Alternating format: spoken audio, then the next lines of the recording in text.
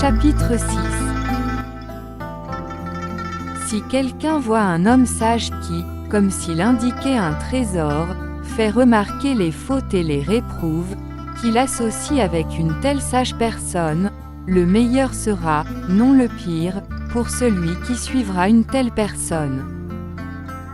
Qu'il avise, instruise et dissuade du mal, il est aimé de l'homme intelligent, mais détesté par le stupide. Ne vous associez pas avec de mauvais amis ou avec des hommes médiocres, associez-vous avec des amis bons et des hommes excellents.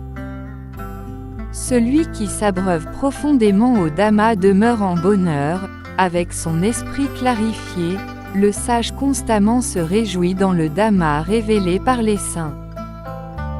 Les irrigateurs conduisent les eaux, les faiseurs de flèches façonnent les flèches, les charpentiers courbent le bol, les sages se contrôlent eux-mêmes. De même qu'un roc solide n'est pas ébranlé par le vent, ainsi le sage n'est pas agité par louange ou blâme.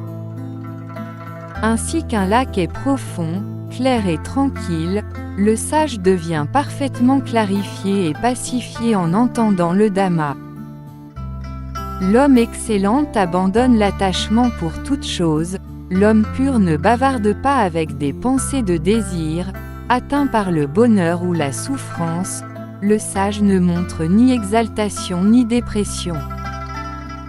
Ni par égard pour soi, ni par égard pour un autre, un sage ne doit faire aucun mal, il ne doit pas désirer des enfants, des richesses, un royaume, en faisant le mal, par des moyens injustes, il ne doit pas désirer le succès, un tel homme est vraiment moral, sage et droit.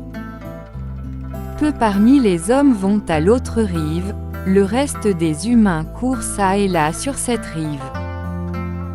Il y a ceux qui agissent droitement, en accord avec le Dhamma, qui est bien exposé, ce sont ceux qui atteindront l'autre rive, traversant le royaume de la mort Mara si difficile à traverser. Allant du foyer à l'état sans foyer, l'homme sage doit abandonner les états sombres et cultiver les brillants, il doit chercher un grand délice dans la retraite, si tranquille. Abandonnant les plaisirs sensuels sans empêchement, l'homme sage doit se nettoyer lui-même des souillures de l'esprit. Ceux dont la psyché a bien accompli les 7 facteurs de l'éveil, ceux qui sans s'attacher se réjouissent dans la renonciation du désir, ceux-là, les libres de corruption, les resplendissants, ont atteint le nirvana même en ce monde.